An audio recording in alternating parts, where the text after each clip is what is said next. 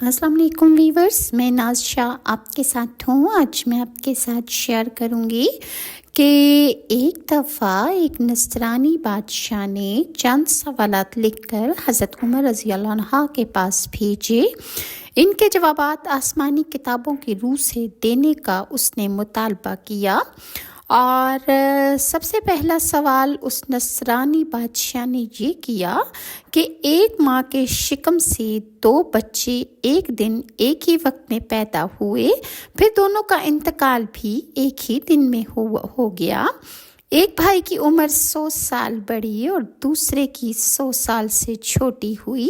تو آپ یہ بتائیں کہ وہ دونوں بھائی کون تھے اور ایسا کس طرح ہوا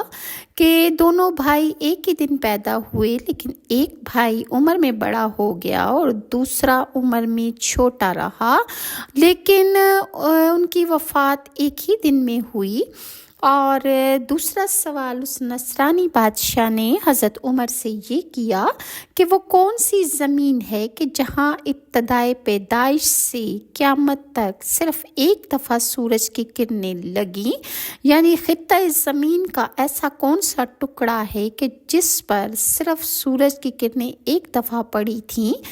نہ کہ پہلے کبھی اس پر سورج کی کرنیں پڑی تھیں اور نہ آئندہ کبھی اس کو سورج کی کرنیں لگیں گی۔ اور تیسرا سوال اس نصرانی بادشاہ نے یہ پوچھا کہ وہ کون سا قیدی ہے کہ جس کے قید خانہ میں سانس لینے کی اجازت نہیں اور وہ بغیر سانس لیے زندہ رہتا ہے۔ چوتھا سوال نصرانی بادشاہ نے حضرت عمر سے یہ کیا کہ وہ کون سی قبر ہے جس کا مردہ بھی زندہ ہوتا ہے اور قبر بھی زندہ ہوتی ہے، اور قبر اپنے مدفون کو ہر جگہ سیر کراتی پھرتی ہے، پھر وہ مردہ قبر سے جب باہر نکل کر کچھ عرصہ زندہ رہ کر وفات پا جاتا ہے۔ حضرت عمر رضی اللہ عنہ نے حضرت عبداللہ بن عباس رضی اللہ عنہ کو اپنے پاس بلایا اور ان سے فرمایا کہ ان سوالات کے جوابات لکھ دیں۔ حضرت عبداللہ رضی اللہ عنہ نے قلم برداشتہ جواب تحریر فرما دیا۔ پہلا جواب انہوں نے یہ تحریر فرمایا کہ جو دونوں بھائی ایک دن ایک ہی وقت میں پیدا ہوئے تھے اور دونوں کی وفات بھی ایک ہی دن ہوئی تھی، لیکن دونوں کی عمروں میں 100 سال کے فرق سے موت واقع ہوئی، یعنی ایک بھائی ان میں سے عمر میں بڑا ہوتا چلا گیا اور ایک بھائی عمر میں چھوٹا رہ گیا۔ تو یہ نصرانی بادشاہ کا سوال بڑا عجیب تھا۔ انہوں نے اس کا جواب یہ تحریر فرمایا کہ یہ حضرت عزیر علیہ السلام تھے۔ یہ دونوں بھائی ایک دن ایک ہی وقت ماں کے بطن سے پیدا ہوئے، ان دونوں کی وفات بھی ایک ہی دن میں ہوئی، لیکن بیچ میں حضرت عزیر علیہ السلام کو اللہ تعالیٰ نے اپنی قدرت کاملہ دکھانے کے لیے ان کو 100 سال کے لیے موت دے دی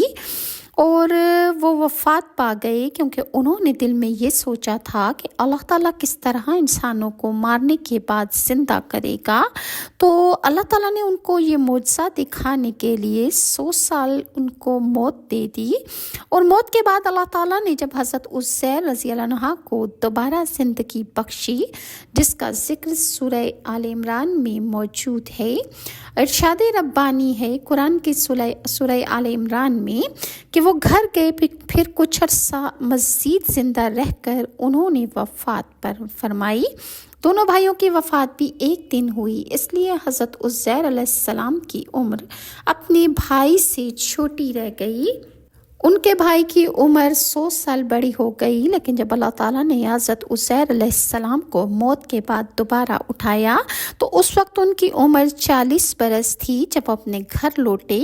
تو ان کے بھائی بوڑھے ہو چکے تھے، وہ 140 سال کے ہو چکے تھے، جبکہ حضرت عزیر صرف 40 سال کے تھے۔ لہٰذا دونوں بھائیوں جو کہ ایک ہی دن پیدا ہوئے، لیکن ان کی عمروں میں 100 سال کا فرق آ گیا،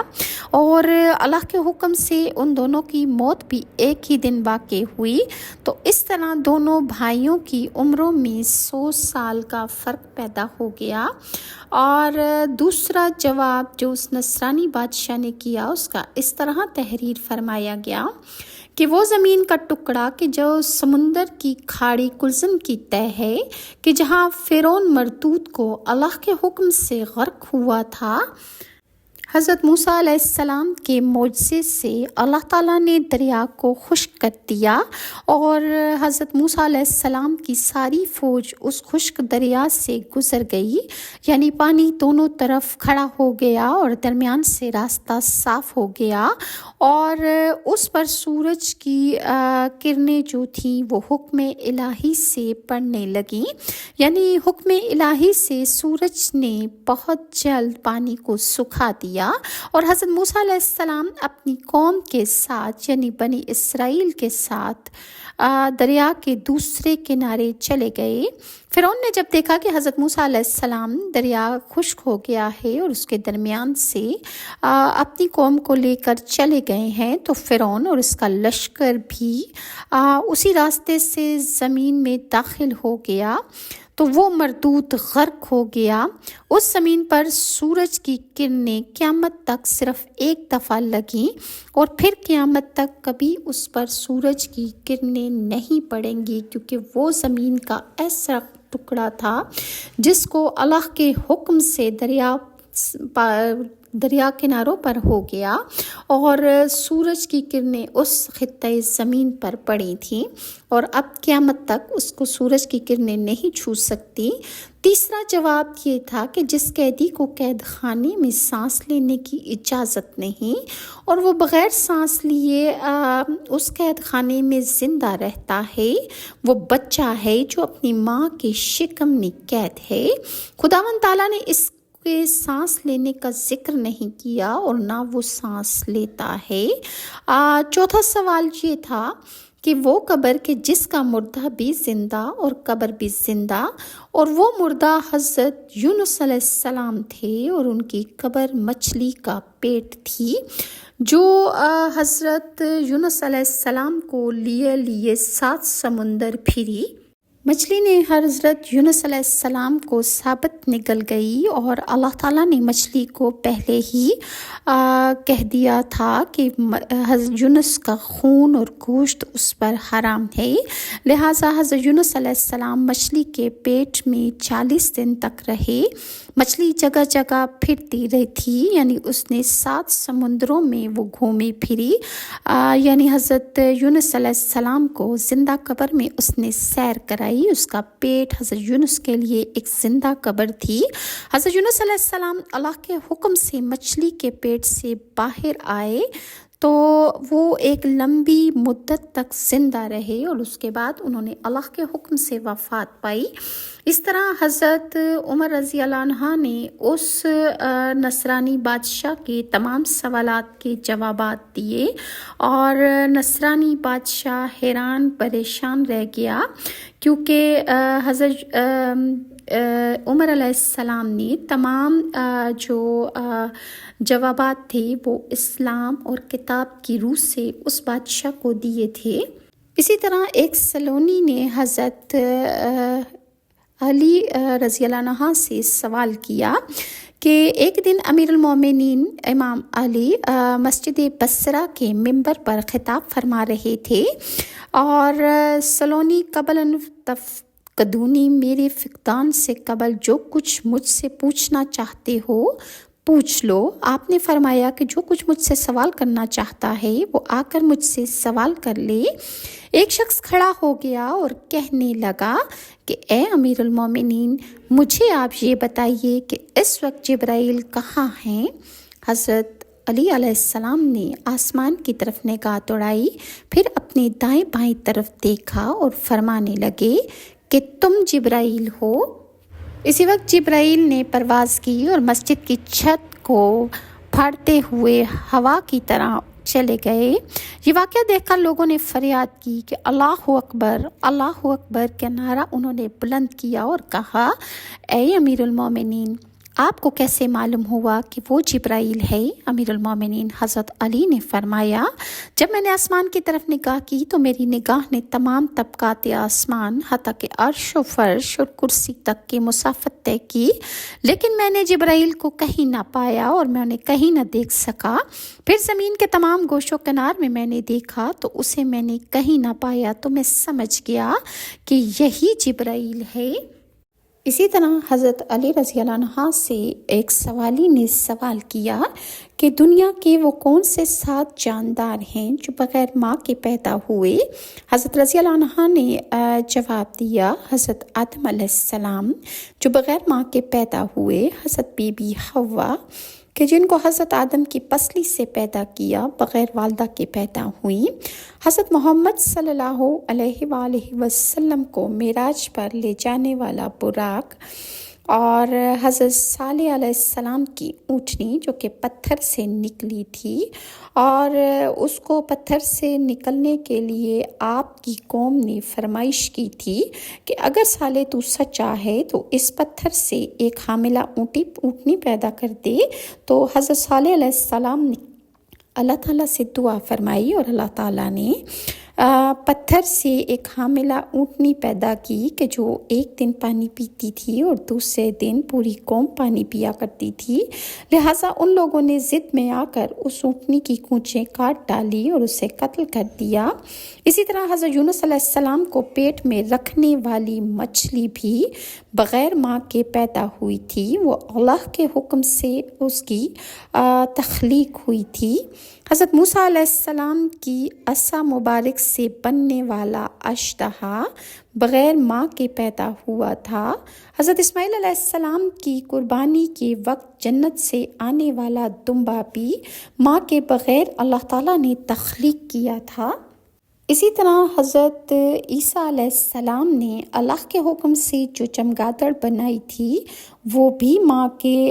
بغیر پیدا ہوئی تھی، اور قابیل کی رہنمائی کرنے والا جو کوا تھا اس کے بارے میں بھی کہا جاتا ہے کہ وہ بغیر ماں کے پیدا ہوا۔ حضرت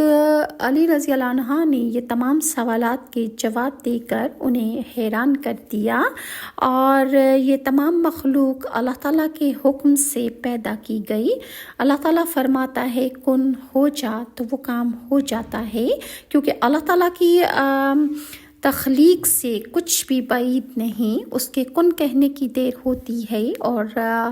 عرش سے فرش تک جو وہ چاہتا ہے وہ کر سکتا ہے، کیونکہ ہمارا اللہ کن فیکون ہے۔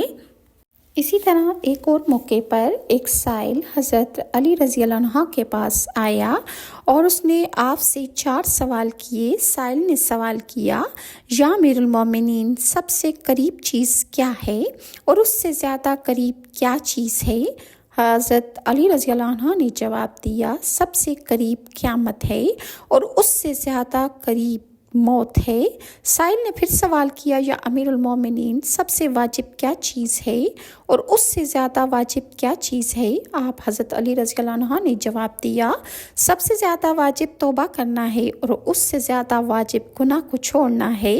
سائل نے پھر سوال کیا کہ یا امیر المومنین سب سے عجیب چیز کیا ہے اور اس سے زیادہ عجیب کیا چیز ہے؟ تو حضرت علی نے جواب دیا، سب سے زیادہ عجیب چیز دنیا ہے اور اس سے زیادہ بھی عجیب دنیا کا طلبکار ہے۔ سائل نے پھر سوال کیا کہ یا امیر المومنین سب سے مشکل کام کیا ہے اور اس سے زیادہ مشکل کام کیا ہوگا؟ آپ رضی اللہ عنہ نے جواب دیا، سب سے مشکل کام انسان کا قبر میں جانا اور اس سے زیادہ مشکل قبر کے لیے توشہ لے جانا ہے، یعنی نیک اعمال اللہ تعالیٰ کے سامنے لے کر جانا۔ اللہ تعالیٰ نے آپ کو اور ہمیں سمجھنے کی اور عمل کرنے کی توفیق عطا فرمائے، اور اللہ تعالیٰ ہماری ٹوٹی پھوٹی عبادتوں کو قبول و منظور فرمائے۔ انشاءاللہ حضرت عیسیٰ علیہ السلام نے چور کو کیسے پکڑا اور اس کی چوری کو دیکھتے ہوئے بھی آپ نے صبر کیا اور اسے کچھ نہ کہا، اور کس طرح آپ نے ریت کو سونا بنایا تو چور کی چوری اگلوا لی۔ انشاءاللہ میں آپ کے ساتھ نیکسٹ ویڈیو میں شیئر کروں گی، اور اگر ویورز آپ کو میری ویڈیوز اچھی لگتی ہیں تو کائنڈلی لائک اور سبسکرائب ضرور کیجیے۔ نیکسٹ ویڈیو تک کے لیے ناز شاہ کو اجازت دیجیے۔ اللہ حافظ۔